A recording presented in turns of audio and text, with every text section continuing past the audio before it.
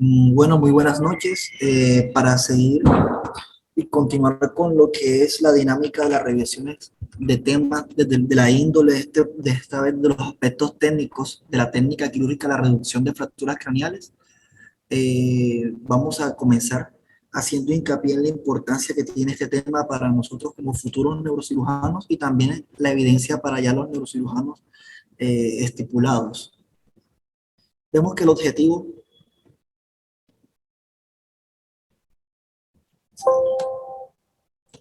Vemos que dentro de los objetivos de esta charla va a ser hacer una comparación de los diferentes aspectos de la técnica quirúrgica, y no solo de estos, sino desde el ámbito prequirúrgico para lo que es el buen acto quirúrgico de la reducción de las fracturas craneales. A manera de introducción, tenemos que desde los papiros de Smith, Edwin Smith, hace más de 5.000 años ya se tenían en cuenta o se databan las primeras cirugías de fractura de base de cráneo. A partir del siglo XIX se tuvo como referencia una actitud agresiva según la literatura, en la cual se planteaban diversas índoles y diversos tipos de reducción de fracturas craneales de una manera más agresiva, pero también traduciéndose en muchos mayores tasas de infección y de mortalidad de estos pacientes. Alrededor del siglo XX, con el advenimiento de la penicilina, el doctor Harvey Cushing abogaba por reparar el tejido y reparar la dura madre para evitar en este punto lo que él consideraba como el tratamiento por una epilepsia tardía secundaria a las fracturas craneales. A partir de 1960, con el advenimiento también de la tomografía, tuvimos mejores caracterizaciones a nivel de las fracturas craneales y un mejor aporte al momento de hacer las reducciones de estas fracturas. Y fue a partir de 1990 donde se dio el máximo crecimiento de literatura. Aquí traje este artículo llamado El mecanismo de las fracturas craneales por el señor Gurdjieff Young, en la cual se tenía como previsto que alrededor de las fracturas craneales, en este momento, como no existía la tomografía, utilizaban radiografías de cráneo, en las cuales dividían el cráneo en 12 sectores distintos, por lo cual utilizaban, dependiendo del sector, una estrategia y un abordaje quirúrgico totalmente distinto.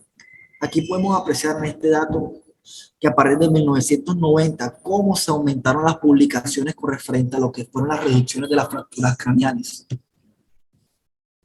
Algunas consideraciones importantes que al acto quirúrgico era que lo dividían propiamente dicho en consideraciones prequirúrgicas y consideraciones intraoperatorias. Algunas consideraciones prequirúrgicas, como son planear este acto quirúrgico, tenían unas consideraciones especiales dependiendo dónde se producía lo que es el traumatismo, la fractura craneal. Principalmente cuando se produce a nivel frontal, el principal arraigo o problema puede ser el compromiso tanto del seno frontal como un compromiso cosmético que nos hace planear de una manera más estética la incisión y de una manera más efectiva el abordaje. Con referente a las fracturas cerca del vértex, nos hacían pensar en tener un planeamiento en pro de que pueda haber una función o alteración del seno longitudinal superior. Asimismo, con las fracturas a nivel occipitales, que tenían que ver un transcurso importante con referente al seno transverso, y a nivel temporal con referente a la formación o la implementación de la arteria meningia media. Otras consideraciones prequirúrgicas importantes es la imagen. El artículo que encontré se evidenciaba un estudio multicéntrico prospectivo en la cual uno de sus ítems, uno de sus objetivos era no solo el enfoque de la apreciación de la caracterización de la fractura, sino la caracterización de qué hallazgos a nivel de las imágenes podemos nosotros tener pendientes para predecir en un futuro la aparición de ciertos signos de infección o hacer una predicción sobre frente a las infecciones. En este podemos ver que solamente 3 de estas variables que se utilizaron, como el sexo, la edad, el mecanismo del trauma, los síntomas asociados a la escala de Glasgow, algunos otros como hemorragias intraventriculares, todos esos 3 variables como fueron la característica que fue una fractura deprimida, la apreciación o la variable del neumoencéfalo y la apreciación o la caracterización de contusiones fueron significativas para predecir que este tipo de pacientes podía progresar en un futuro con apariciones de infecciones subsecuentes a este tipo de fracturas. Con referente desde el punto de vista prequirúrgico, el uso de antimicrobianos, aquí tengo planteado en esta diapositiva dos estudios importantes, como fue la evolución del tratamiento moderno de las fracturas deprimidas, que fue un análisis de 37 series, en las cuales se estudiaron 4.547 pacientes, dentro de los cuales tuvieron una incidencia de un compromiso oral del 52.4%, y compararon la tasa de infección con profilaxis versus la tasa media de infecciones sin profilaxis, dentro de los cuales, según los resultados de este artículo, se encontraron tasas de infecciones de 7.1 a pesar de la profilaxis utilizada antimicrobiana dentro de la índole perioperatoria, versus una tasa de profilaxis media de infecciones de 9.9 sin el uso de este tipo de antimicrobiano. Con este podemos ver que dentro del análisis se utilizó el análisis univariado con una T-Student que no tuvo una diferencia significativa, a pesar de que su resultado fue que no había una diferencia entre el uso profiláctico o no. Ese otro artículo en la cual se plantea el uso de antimicrobianos, él toma como partida dos grandes grupos. Operaremos en menos de 24 horas versus operaremos a partir o superior a 48 horas. ¿Qué tenemos que tener con referente a esto? En el ámbito perioperatorio de un paciente con una fractura limitada, que ellos consideran mínima y con bajo nivel infeccioso, utilizaban a manera perioperatoria en aquellos pacientes que iban a ser intervenidos 24 horas después, como primera línea, cefazolina. Utilizaban a dosis de 2 gramos cada 6 horas. Y si eran estos, son alérgicos a la cefalosporina, pues se utiliza vancomicina. Otro es el escenario en el cual tenemos que estas fracturas las consideran severas cuando hay contacto con agua, contacto con sustancias desconocidas, fracturas infectadas en los cuales se van a hacer una cirugía en las primeras 24 horas. Se plantea que como primera línea de antibióticos es utilizar piperacilina tazobactam y una dosis de tobramicina. Haciendo un aterrizaje desde el punto de vista a Colombia, vemos que este antibiótico no se encuentra prescrito, pero se puede hacer el rótulo a gentamicina con una sola dosis. Vemos que si hay alergias a estas penicilinas, podemos utilizar vancomicina o Astronam. A diferencia de aquellos pacientes que no iban a ser operados en las primeras 48 horas, donde se plantean que para que se tenga un rango terapéutico adecuado en fracturas severas, sucias, deprimidas mayores a 1 milímetro, que hayan estado en contacto con agua, con aceite, con otros materiales, se deberían utilizar cefepime a dosis de 2 gramos cada 8 horas por 5 días y agregarle también metronidazol 1 gramo cada 12 horas u 8 horas por 5 días. Como otro dato importante sobre el uso de antimicrobianos, vemos que si el paciente cuenta con antecedentes de riesgo para desarrollar Staphylococcus aureus methicillin resistentes, siempre a cualquiera de estos índoles de antibióticos se le debe administrar o añadir vancomicina. ¿Qué tenemos que tener en cuenta con referente a estos estudios? Que la tasa de infecciones y la rata de microorganismos depende de cada país, depende de cada institución, y los cuales debemos hacer un soporte a nuestra institución y hacer unos protocolos para crear estos convenios. Pero ¿qué se salva de este artículo? Que utiliza una tasa de antibióticos en propuesta de una cirugía temprana versus otro tipo de antibióticos en propuesta de cirugías tardías. Con referente al uso de anticonvulsivantes en el preoperatorio, se tienen como referencia dos artículos que le traje, en los cuales es que se utilizaba la epidemiología de epilepsia o de trastornos convulsivos postraumáticos, que se ha hablado también en otras charlas. Vemos que utilizaron la frecuencia de estas convulsiones y la dividían dependiendo si había compromiso de dura o sin compromiso de dura. Y también a su vez se subdividía si debía compromiso solamente de una fractura deprimida o compromiso de una fractura deprimida con referente con minutas o abiertas. En estos se tuvieron en cuenta que la tasa de convulsiones tempranas, conocidas como aquellas que se presentan en los primeros 7 días, versus con la tasa de convulsiones tardías, vemos son tasas demasiado bajas con referente a la asociación con fracturas deprimidas. Vemos que la diferencia de tasas tempranas de 3.3, si tenemos fracturas en las cuales no se comprometió la solución de continuidad de la piel, versus con tasas de alrededor de 4.6 si hay injuria de múltiples lóbulos y asociación de fractura deprimida. A diferencia de la apreciación de las tasas de convulsiones tardías, que sí son mucho más aumentadas o elevadas con referente a esto. ¿Qué tuvo que ver este artículo? Que ellos plantearon que en sí el hecho de tener una fractura deprimida no aumenta el riesgo de producir convulsiones si no se asocian principalmente a otro tipo de riesgos independientes, que debemos individualizar al paciente, y si comprenda uno de estos series de factores, podamos nosotros pensar en el uso de antiepilépticos, como por ejemplo, ¿qué factores de riesgo para epilepsia temprana, convulsiones tempranas?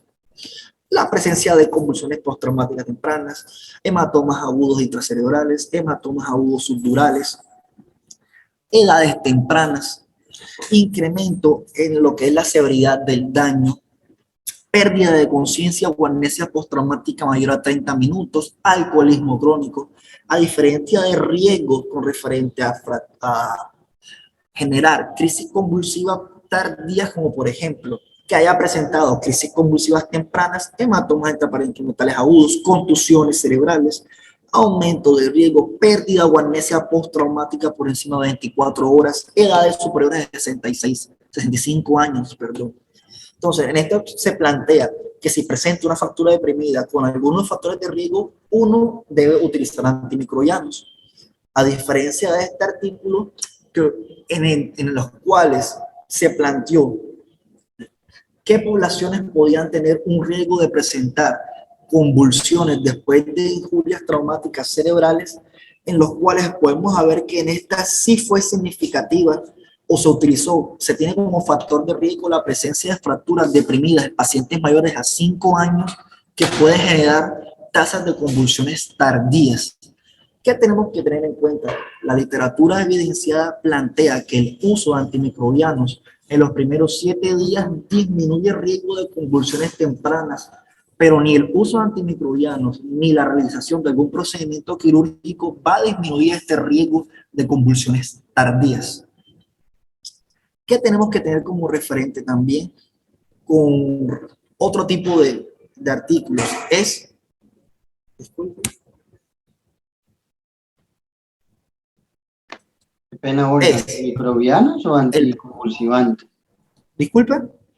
¿Antimicrobianos o anticonvulsivantes? Señor. Correcto, correcto. Estás hablando de antimicrobianos y anticonvulsivantes. Haz la aclaración. Ah, ok. ¿Me escuchan? Que creo que te confundiste y dijiste antimicrobianos.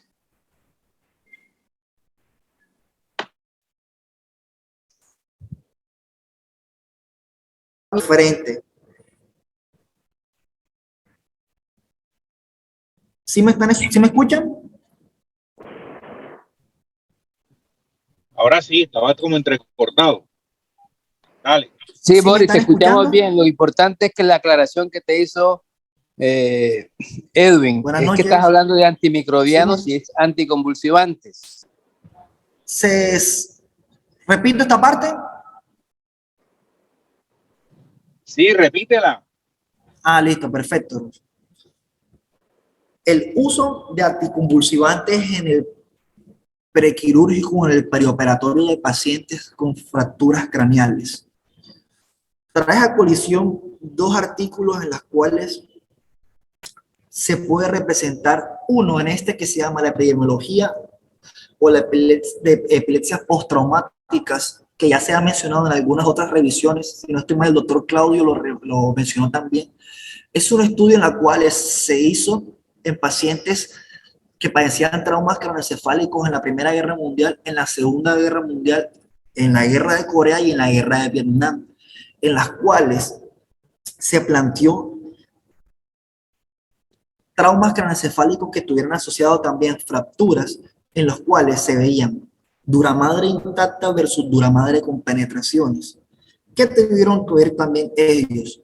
La presencia o no de afecciones de la piel, del cuero cabelludo, o afecciones lobares simples o múltiples, o presencia de fracturas también concomitantes, en lo cuales se planteaba que desde el punto de vista de asociaciones con fracturas, estas propiamente dichas no tendrían una relación con referente a la aparición de convulsiones tempranas versus tardías, sino que teníamos que relacionarlas con algunos factores de riesgo independientes a esta fractura que podrían condicionarnos a que el paciente nos pueda enmascarar o pueda progresar a unas convulsiones tempranas, considerándose estas antes de los 7 días o tardías después de los 7 días, dentro de los cuales se planteaban factores de riesgo para convulsiones tempranas como hematomas intracerebrales agudos, hematomas subdurales agudos en niños, edades tempranas, incremento de riesgo de defectos craneanos, disminución de la alteración de la conciencia o pérdida de una amnesia mayor a 30 minutos, un alcoholismo crónico. Los factores de riesgo para que los pacientes que tengan fractura deprimida generen una convulsión tardía son: uno, que hayan padecido una convulsión temprana, postraumática; dos, que puedan tener hematomas intracerebrales agudos, especialmente hematomas subdurales, que se ven en todo tipo de pacientes; tres, contusiones cerebrales o incremento como tal en la alteración de la conciencia mayores a 24 horas o alteraciones en la memoria con una amnesia mayor a 24 horas, edades superiores a 65 años. A diferencia de este artículo, que era la caracterización de alguna población basada en algunos estudios en los cuales se tenían convulsiones después de las injurias traumáticas cerebrales, en las cuales, desde el punto de vista de fracturas deprimidas y lineales en pacientes mayores a 5 años, estos sí se consideraban como factores de riesgo para generar aparición de convulsiones tardías. Dentro de la revisión que se realizó también de la literatura, se plasma el beneficio de uso de anticonvulsivante profiláctico para disminuir el riesgo de convulsiones tempranas, pero ni el uso de anticonvulsivantes profilácticos ni el procedimiento quirúrgico se asoció a disminución de riesgo de sufrir convulsiones tardías. Aterrizando al acto intraoperatorio, ahora podemos ver eso: cuándo operar y a quién vamos a operar. Desde el punto de vista de a quién vamos a operar, se tiene dos grandes grupos o dos grandes abanicos. Uno es una fractura abierta deprimida, o dos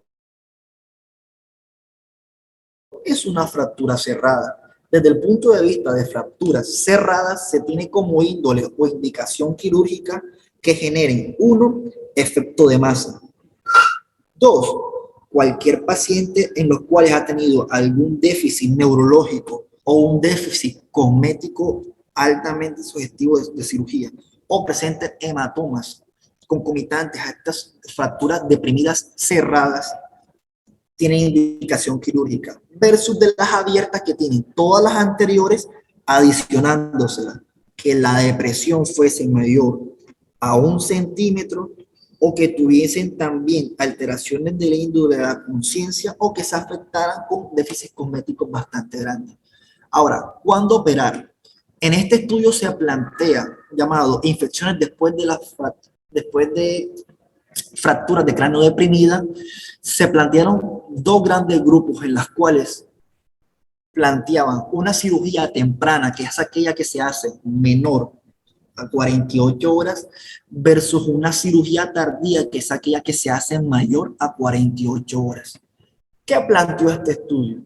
Con referente a pacientes cuyas heridas sean limpias, que no hayan tenido contacto con superficies acuáticas o de naturaleza vegetal, como por ejemplo algunas plantas, o que dentro del lavado que se realiza, adecuada sutura intrainstitucional, verificación de esta herida, no había diferencia significativa dentro de los cuales se planteaba que uno operara antes de las 48 horas o después de las 48 horas.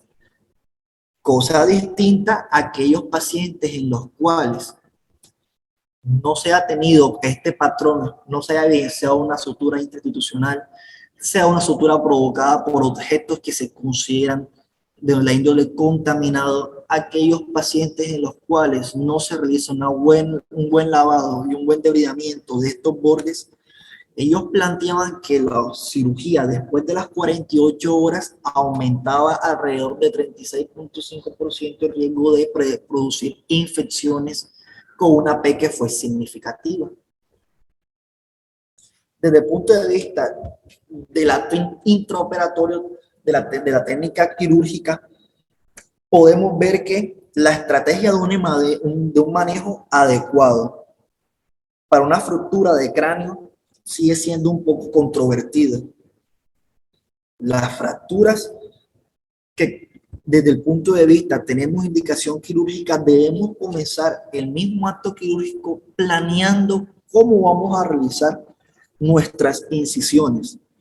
Se ve que la elección de la incisión inicial depende desde el punto de vista instaurado del patrón de la lesión del cuero cabelludo y de la ubicación de la fractura en relación con los pedículos vasculares del cuero cabelludo. Se plantea que la porción o la parte cosmética es otra consideración que se debe tener en cuenta con referente a esto. Múltiples estudios evidenciados, dentro de los cuales se implantan este paso, plasman como incisión guía lo que es en este que está plantando una especie de S itálica. Mencionan ellos dentro de sus descripciones que puede mejorar nuestro campo visual, puede mejorar la ampliación de en algún momento y puede abarcar mayor campo al momento de nosotros realizar este tipo de incisiones.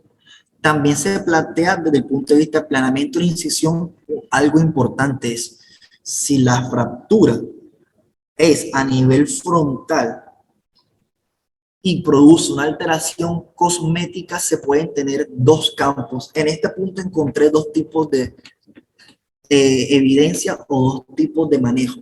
Uno, si afecta el seno frontal y produce alteraciones cosméticas, habían un gran grupo de estudios que verificaban y daban éxito de lo que era la incisión o ampliación de la incisión ya establecida.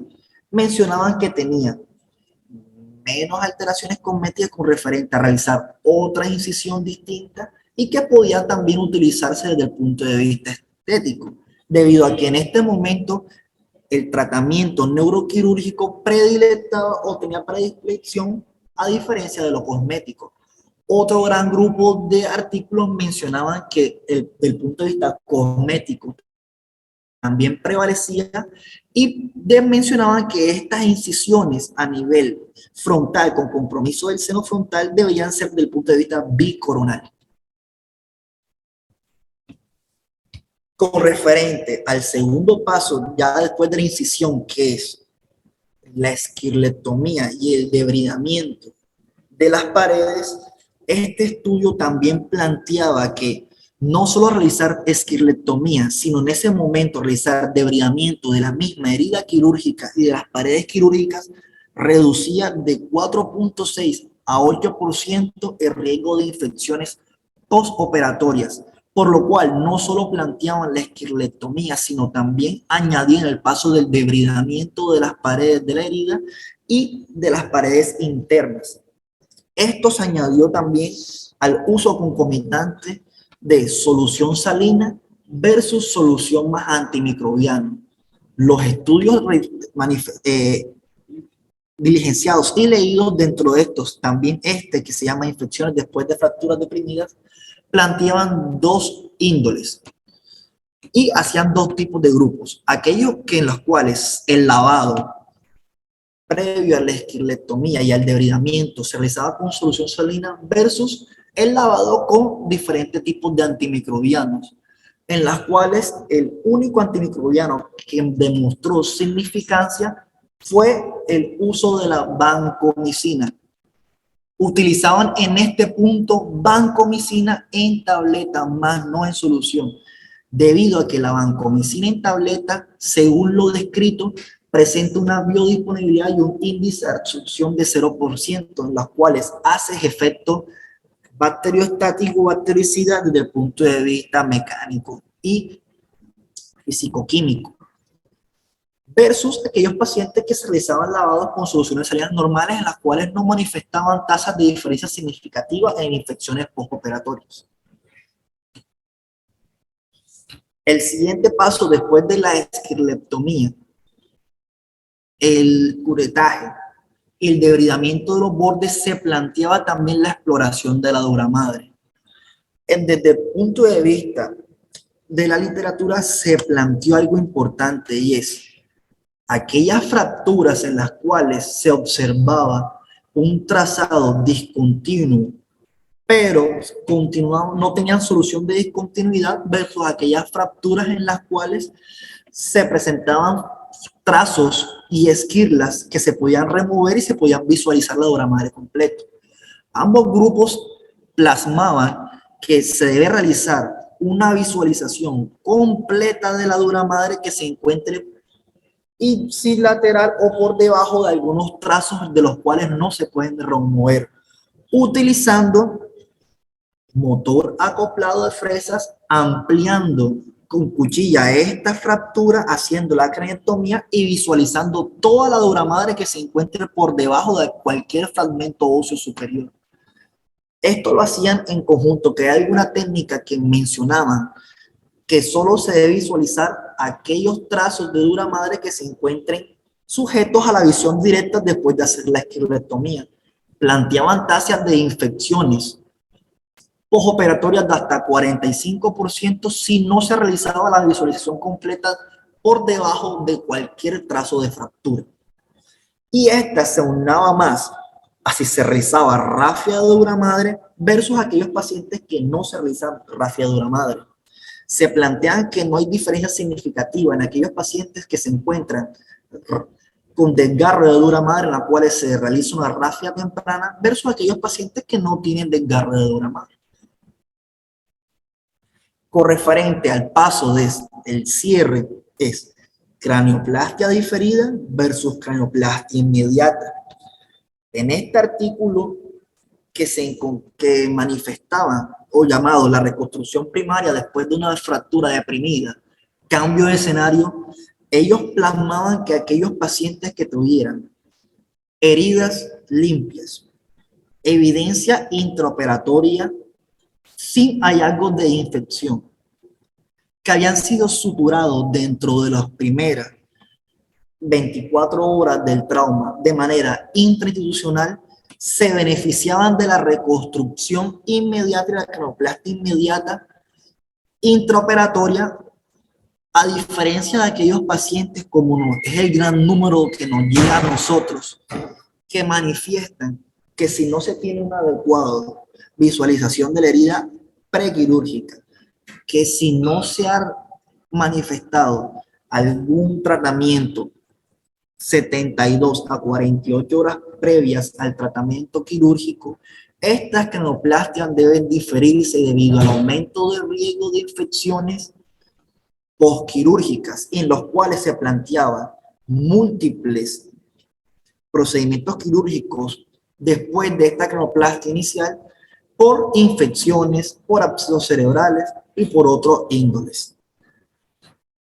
Dentro de algunas consideraciones especiales, traje esta que me pareció interesante, que era aquellas fracturas deprimidas con compromiso de senos durales. Vemos que las fracturas compuestas deprimidas sobre los senos venosos durales merecen consideraciones especiales en su manejo, como se ha mencionado anteriormente. Se debe obtener en lo posible una angiografía cerebral para investigar cualquier interacción entre la fractura de cráneo y el seno subyacente. Si se ha impactado un seno venoso dural, pero permanece permeable con una deformidad luminal pequeña, pero no significativa desde el punto de vista hemodinámico, se prefiere una estrategia no quirúrgica conservadora a pesar de la presencia de una fractura compuesta. Esto es importante. Otro es que deben hacerse todos los intentos para evitar la intervención quirúrgica en un paciente asintomático. Durante la hospitalización, como hallazgo, se debe administrar antibióticos intravenosos de amplio espectro y después del alta se debe hacer necesarias múltiples consultas para detectar signos tempranos de infección, incluida entre estos absceso cerebral. Un seno ocluido sintomático requiere intervención neuroquirúrgica, debido a que la hipertensión intracraneal por insuficiencia del seno venoso debe requerir una exploración y un restablecimiento de flujo sanguíneo. Si el seno está ocluido y el paciente permanece asintomático por tal fenómeno, se puede ligar el seno si se justifica la evacuación del hematoma sintomático asociado. Una vez que tomamos ya la decisión de proceder a la cirugía, debemos tener ciertas precauciones especiales, como por ejemplo, se deben instaurar todas las medidas para detección y tratamiento de cualquier tipo de embolia desde el punto de vista gaseoso. Estas medidas pueden incluir prequirúrgico, ecocardiografía transesofágica, Doppler precordial, hasta tacanografía. Debemos tener que la cabeza del paciente debe estar ligeramente elevada para minimizar el sangrado, porque puede ocurrir una hemorragia masiva de este seno, lo que puede conllevar a una exsanguinación. Por el contrario, también la cabeza del paciente no debe estar muy elevada para minimizar el riesgo de esta embolia gaseosa. La incisión y la elevación del hueso deben realizarse primero en los puntos distales y proximal a la lesión del seno dural. Esta técnica, como le he mencionado desde el punto de vista de la craneotomía, el doctor Santiago, permite el control proximal y distal sobre el seno para evitar la pérdida masiva de sangre. A continuación, cuando se coloque el agujero de trepanación, tenemos que tener también otro punto importante, es que si observamos fragmentos óseos con relación al punto de lesión senal, si recubren partes lesionadas u ocluidas del seno, estos deben retirarse. Pero si se observan fragmentos que se encuentran obstruidos y no tenemos una visualización adecuada, mencionan algunos libros de técnica quirúrgica que deben dejarse en este punto. Si el seno es permeable, se debe dejar intacta una tira de hueso sobre este seno para minimizar el riesgo de desgarro en el techo al manipular estos fragmentos óseos. Vemos que también otro punto importante es que se debe utilizar aspirina postoperatoria para mantener la permeabilidad de los senos, aunque es controvertido, pero se ha recomendado según opiniones de expertos.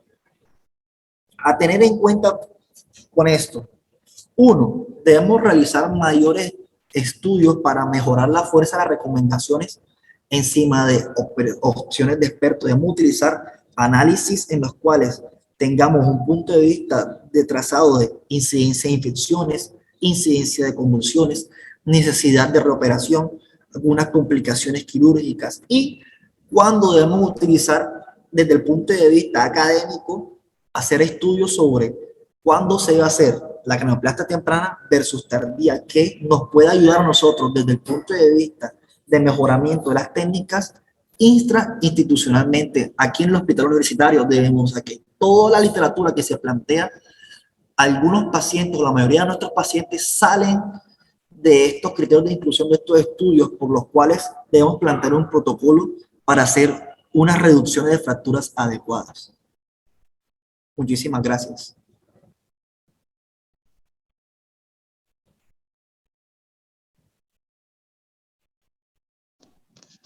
Aló, buenas noches. Buenas noches. Bueno, yo creo que se ha hecho una charla en términos generales. Hay unos en las fracturas abiertas deprimidas, y quizás muchas de las cosas que se han dicho tienen que ver con las fracturas que se producen principalmente a nivel de la bóveda. Para las fracturas que comprometen desde el punto de vista quirúrgico y toma de decisiones quirúrgicas, incluso a veces se participan con otros especialistas en la resolución de estos casos, como cuando se producen compromisos de los senos paranasales.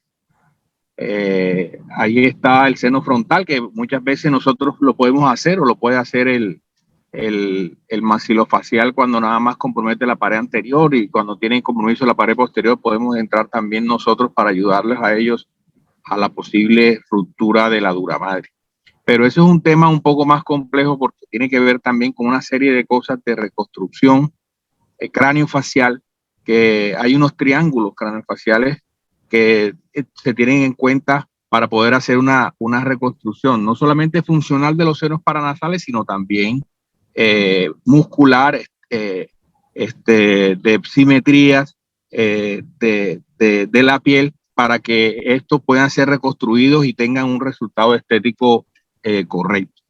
Hacia la bóveda, bueno, ese fue yo creo que el tema principal, a lo que tú estabas mencionando, porque incluso también de los antibióticos y de algunas consideraciones en este tipo de lesiones, habría que también tener en cuenta estos senos paranasales y el estado anterior del caso de los pacientes. Sí es bueno hacer énfasis y enseñarle muchísimo a los estudiantes y a los internos, que estoy notando de que ellos están haciendo suturas de afrontamiento. Yo no sé quién les está enseñando eso, porque nosotros en clase le hacemos énfasis en que ellos deben cerrar la herida, y antes de hacerlo debe ser realizada un lavado adecuado, e incluso hacer la infiltración con silocaína para que la persona permita hacer el adecuado lavado de la herida, porque muchas veces estos pacientes, ellos en el desespero del sangrado, que el cuero cabelludo muchas veces se les convierte en un challenge, en una dificultad para ellos, y ahí ponen puntos como a la loca, sin lavar, sin colocar nada, y después entonces nos llegan estos pacientes, pasan 12, 24 horas con una herida completamente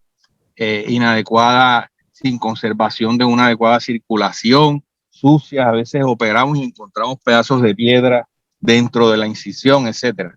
Entonces yo creo que lo que has hecho me parece bien, pero habría que de pronto estudiar algunas cosas ya más particulares, principalmente lo que son las fracturas de la base del cráneo con referente a las infecciones, y en las fracturas craneofaciales, que ya también tienen un cierto grado de mayor dificultad. Bueno, vamos a ver para ver si los que se encuentran en el evento pues, nos digan algunas cosas o algunas consideraciones pertinentes al caso. Profe, haciendo hincapié a lo que había mencionado, esto lo evidenciamos hoy en una reducción de una fractura, una esquelectomía. Este fragmento de piedra estaba incrustado, profe, en la misma fractura, ya estaba suturado por encima de la piel, estaba con cabello, con piedra. Esto Así es impresionante.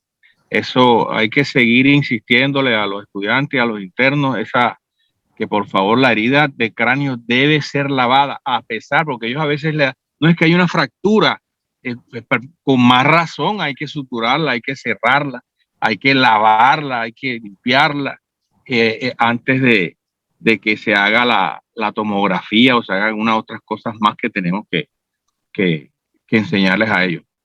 Exacto, eso es una de las cosas que ocurre. Bueno, yo solamente quería como hacer un pequeño análisis, y Boris dice, bueno, es necesario hacer un protocolo, y sí, de cierta forma sería lo ideal, pero este tema, empezando por la infección, si hacer un antibiótico profiláctico, si hacer o no la craneoplastia, si poner o no anticonvulsivante. Entonces uno dice, oiga, pero es que hay controversia en muchos pasos. lo cual hace que sea un poco compleja la realización de un protocolo. Y efectivamente así es este tema. Pienso que es individualizar cada caso.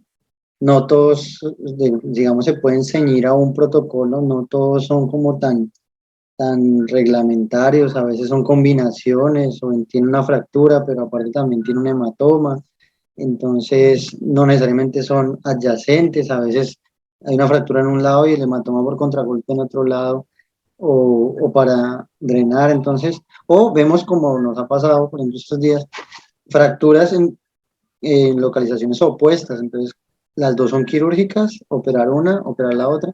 No es fácil, pienso yo que hacer una revisión de estas no es sencillo porque uno encuentra literatura controversial, entonces pues básicamente uno queda como, bueno, no hay verdad absoluta y ahí es que tratar de individualizar el caso, pienso yo. De todas maneras, creo que con Boris le ha tocado mucho más que conmigo la esquilectomía. A mí, cuando yo llegué, me dijo Claudio, te vas a volver esquirlectólogo.